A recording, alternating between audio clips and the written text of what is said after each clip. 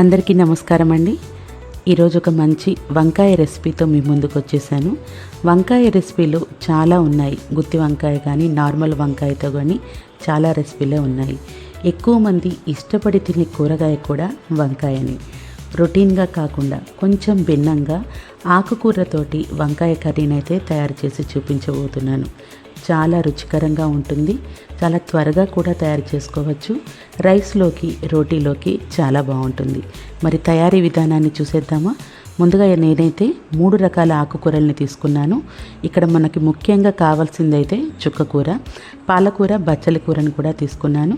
చుక్కకూర కాంబినేషన్లో ఇంకా ఏ ఆకుకూరనైనా సరే మీరు తీసుకోవచ్చు. తీసుకున్న ఆకుకూరల్ని ఉప్పు నీటితో బాగా శుభ్రపరచుకొని సన్నగా తరిగి పక్కన పెట్టుకోవాలి. చుక్కకూర ఎక్కువగా ఉండేటట్టు చూసుకోవాలి. రెండో ఆకుకూర తక్కువగా ఉన్నా సరిపోతుంది. ఇలా మొత్తం సన్నగా తరిగి పక్కన పెట్టుకున్న తర్వాత ఇప్పుడు వంకాయల్ని తీసుకోవాలి.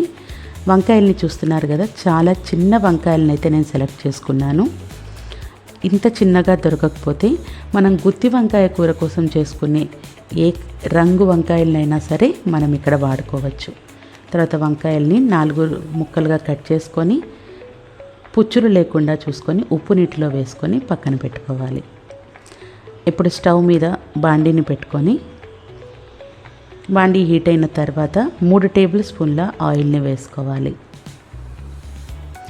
ఆయిల్ హీట్ ఎక్కిన తర్వాత మీడియం సైజు ఉల్లిపాయని సన్నగా పొడవుగా కట్ చేసుకొని వేసుకోవాలి.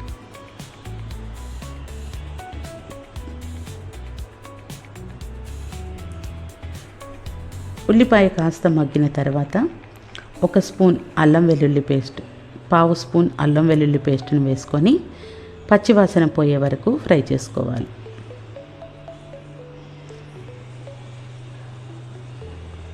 ఉల్లిపాయ ఫ్రై అయిపోయిన తర్వాత మనం కట్ చేసి పక్కన పెట్టుకున్నటువంటి వంకాయలన్నిటినీ కూడా బాండీలోకి వేసేసుకోవాలి.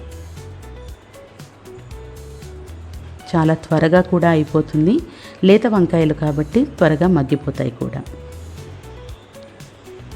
ఈ వంకాయలన్నిటిని వేసుకున్న తర్వాత ఒకసారి ఆయిల్లో బాగా కలిసేటట్టుగా గరిటెతో కలిపేసుకోవాలి.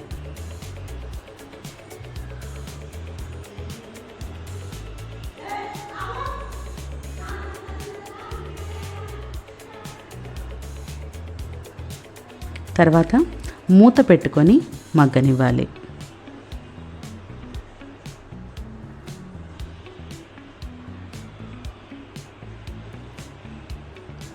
మధ్య మధ్యలో కలుపుకుంటూ ఉండాలి. మరి ఎక్కువ సార్లు కలపకుండా అప్పుడప్పుడు కలుపుకోవాలి. ఇప్పుడు 4-5 పచ్చిమిరపకాయలని నిలువుగా కట్ చేసుకొని వేసుకోవాలి. ఈ మధ్యలో కలుపుతున్నప్పుడు ఎప్పుడైనా సరే వేసుకోవచ్చు.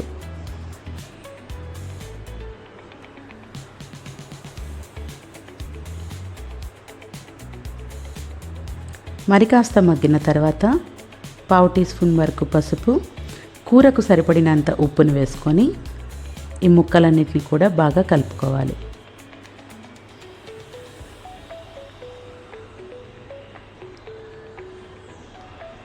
వంకాయ 80% వరకు మగ్గిన తర్వాత కట్ చేసి పెట్టుకున్నటువంటి ఆకుకూరను వేసుకోవాలి.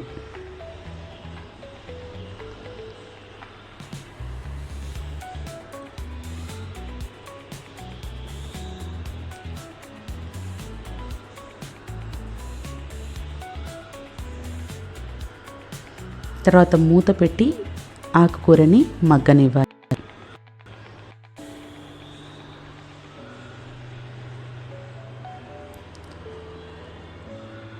కాసేపటి తర్వాత మూత తీసి ఒకసారి వంకాయల్ని ఆకుకూరని మొత్తం కలుపుకోవాలి. కలుపుకునేటప్పుడు కొంచెం జాగ్రత్తగా కలుపుకుంటే వంకాయ ఉడికిన తర్వాత చెదిరిపోయే అవకాశం ఉంటుంది కాబట్టి కాస్త పైన కలుపుకోవాలి. లేదు రెండో రకంగా ఆకుకూరను వేరుగా ఉడికించి తర్వాత వంకాయల్లో కలుపుకోవడం కూడా చేసుకోవచ్చు. అలా అయినా సరే బాగుంటుంది. బట్ ఈ వంకాయల్లో ఆకుకూర ఉడికినప్పుడు చుక్కకూరలో ఉన్నటువంటి పులుపు మొత్తం వంకాయకి పడుతుందని నేనైతే కలిపి వేశాను. మీరు విడివిడిగానైనా చేసుకొని ఫైనల్గా కలుపుకోవచ్చు. ఆకుకూర నుంచి వాటర్ వస్తుంది, ఆ వాటర్తోనే మొత్తం ఉడుకుతుంది. మనం సపరేట్గా వాటర్ అనేది యాడ్ చేయాల్సిన అవసరం లేదు.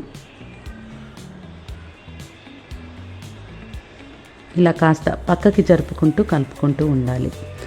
తర్వాత దీంట్లోకి 1 స్పూన్ వరకు ధనియాల powder, 1/2 teaspoon garam masala, 1.5 spoon కారం, 1/2 టీ స్పూన్ జీలకర్ర పొడిని వేసుకొని మరొకసారి పైన కలుపుకోవాలి.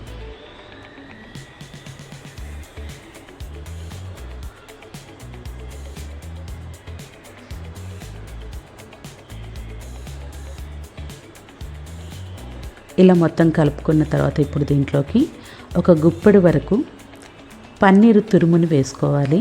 ఇది పూర్తిగా ఆప్షనల్, బట్ వేసుకుంటే మాత్రం రుచి చాలా బాగుంటుంది.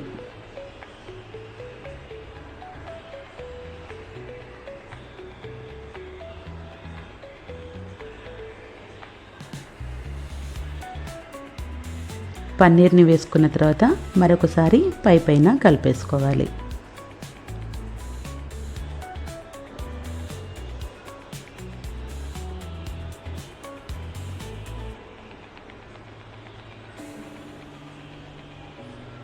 పన్నీర్ని కలుపుకున్న తర్వాత మూత పెట్టేసి కొంచెం ఆయిల్ పైకి తేలే వరకు ఉడకనివ్వాలి. అంతేనండి, సింపుల్గా ఆకుకూరతోటి వంకాయ కర్రీ అయితే తయారైపోతుంది. చాలా రుచికరంగా ఉంటుంది. తప్పకుండా ట్రై చేయండి, మీకు కూడా చాలా బాగా నచ్చుతుంది.